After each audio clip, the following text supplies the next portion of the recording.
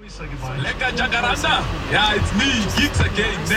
Minir Martin. Me, I will keep listening to you and the first ladies of Breakfast Radio. Hey, stand up again.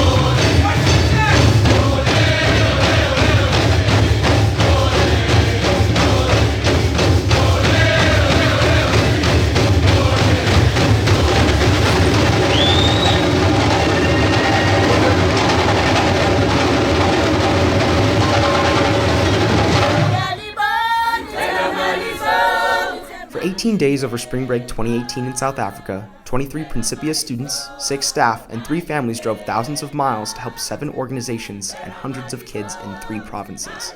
The preparation started in October 2017 with the Principia and broader community donating clothes and supplies, and Simunye students fundraising for the building and renovation projects and for the purchase of supplies and food for the local people.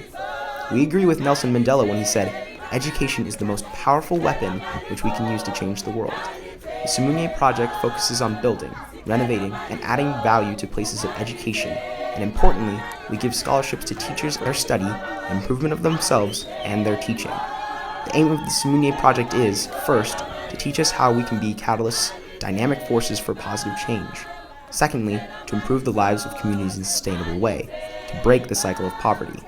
Helping communities overcome poverty is more than a good deed, said Mandela. It's an act of justice. And third, to connect kids with kids, breaking the perceived barriers of race, religion, language, and culture. This was an incredible trip where communities were uplifted, friendships were made across cultures, and lives were altered for the better.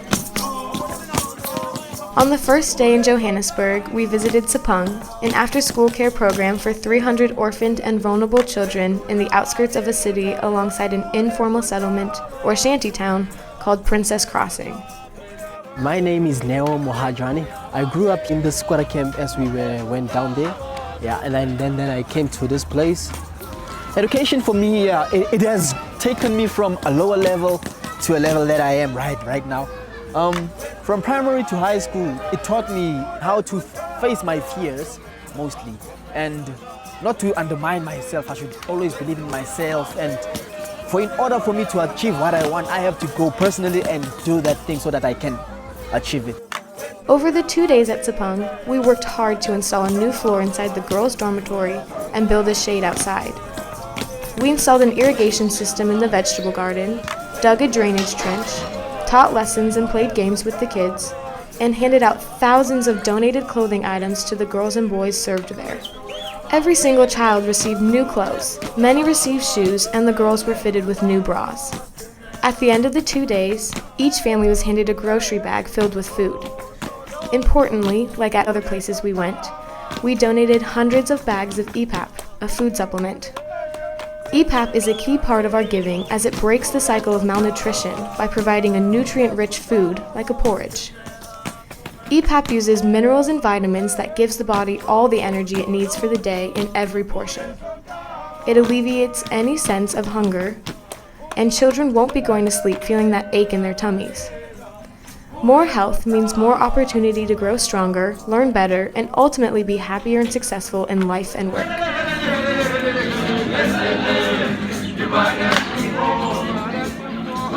Before our arrival at Princess Alice Adoption Home, it was clear that our group had mixed feelings. Half of the group couldn't be more excited about spending time with the babies and toddlers, reading to them, cuddling, spending one-on-one time with them. The other half of our group was not very excited, for varying reasons. Like, some had never held a baby before and didn't know how. Others were concerned they were going to hurt them, or they would not like them and start crying.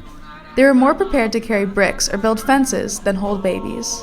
But of course, we all entered with open minds and open hearts. By the end of the day and a half, no one in our group wanted to put them down.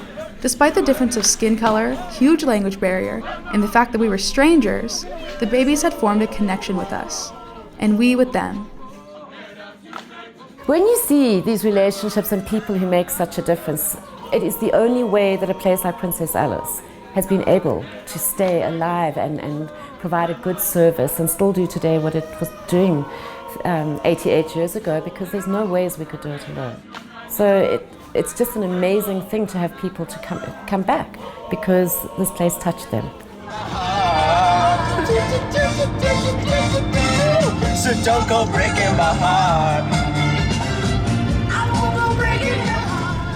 Our 6-hour drive took us out of the huge city of Johannesburg through the Drakensberg Mountains to the town of Hoedspruit, where we would be for the next week.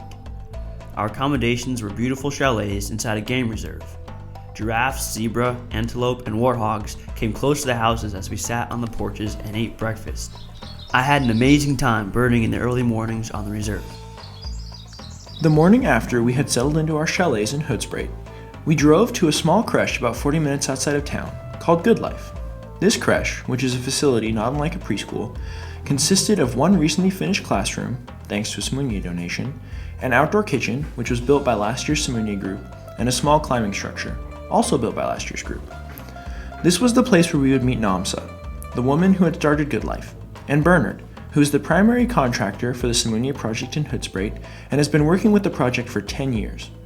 Over the course of the next 2 days, we would work alongside Bernard in the heat and the sun to build a fence, a playground, remove rubble from the property, paint a mural on the outside of the classroom, and paint teaching resources inside the classroom. The transformation that resulted from all our hard work was amazing, and it was truly the best example of being able to do so much good for an organization by just giving a little effort and some good old-fashioned elbow grease. When we first got to Mswang, many of the children were excited to see the Simunye team arriving. They recognized our white buses and blue t-shirts. The school principal and teachers gave us a warm welcome. Our first job was to run some fun activities for one of the classes. When we walked into the classrooms, the students were quiet and they looked as though we were going to yell at them. My team wasn't fully ready just yet, so we quickly huddled up to talk it out and created the full plan. We tried explaining the first game we would be playing, but the children didn't understand. English is typically their third or fourth language. We altered our plans on the spot and were able to communicate the message with the help of their teacher, who had to translate for us. Teaching in the classrooms is tough, but it was the highlight of my day. The one night we spent at Mafunyani village was the closest we were going to get to experiencing one of the many cultures within South Africa. We ate traditional food, danced around a huge fire, and watched traditional dancing to the women's voices singing in the night. It was a great experience under the African night sky after working so hard each day. A seemingly endless bush filled with an unbelievably abundant assortment of wildlife was what greeted us upon our arrival at Chisomo Game Park. On top of the beautifully tented accommodations and fantastic cuisine, being fully immersed in the African wildlife was what set this experience apart from the rest of the trip, along with the unique experience of watching wild animals outside the constraints of human containment. The authentic meals and deluxe accommodations only added to the brilliance of this place. When I think back to my time at Eco Children, all I can remember is the sheer vividness of the environment. We were greeted by a group of traditional dancers in elaborate outfits in brightly painted school buildings and gardens. What was even brighter than the environment, though, were the attitudes of the kids. Our main task at Eco Children was constructing 12 keyhole gardens, which are sustainable gardens that have little need for water. The outcome of doing this is to provide students with fresh vegetables to supplement their school lunch. One of the most fulfilling parts of our time building these was the fact that we got to work alongside the children who use the gardens. Simunye project helped us a lot because we can't do the buildings alone. Many of us, as the learners, we are poor. The garden really helped us to be healthy. Healthy food that we must eat.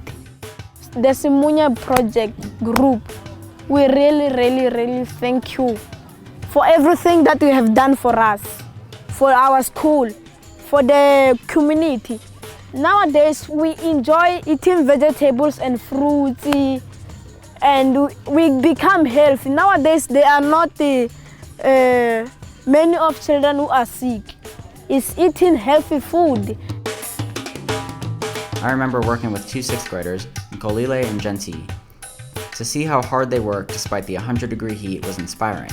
It made me think that if these kids could be working so hard, with no breaks, despite their situation, there is surely always something more that I can give. Leaving Eco Children after having made such good friends was not easy, but being able to drive away and see the finished gardens that will not only feed these underprivileged children, but also teach them how to garden at home and provide for the family was an experience that I will always remember. In miscellaneous writings, Mary Baker Eddy wrote, "To love and to be loved, one must do good to others. The inevitable condition whereby to become blessed is to bless others." We believe we were truly blessed by those we met. Yes, we built, renovated, taught, dug holes in ditches, carried bags of cement, made cement, carried hundreds and hundreds of bricks, all to leave an impact, but the long-lasting impact will be felt in the hearts and minds of the Simunye team and the people we met. It was in the small moments, a handheld, a hug, a laugh, a special handshake that made the impact. Why? Because love in action transforms thoughts and lives, and that is our legacy. Mandela said, "What counts is not the mere fact that we have lived. It is what difference we have made to the lives of others that will determine the significance of the life we lead." Good was done, love was felt, and lives were changed, and for that we are grateful. We are all one big family, one big family. We are all one big family, one big family. We are all. I love you, Simunye. May God bless you. They've been asking, when are they coming? We love Simunye. Family, one big family.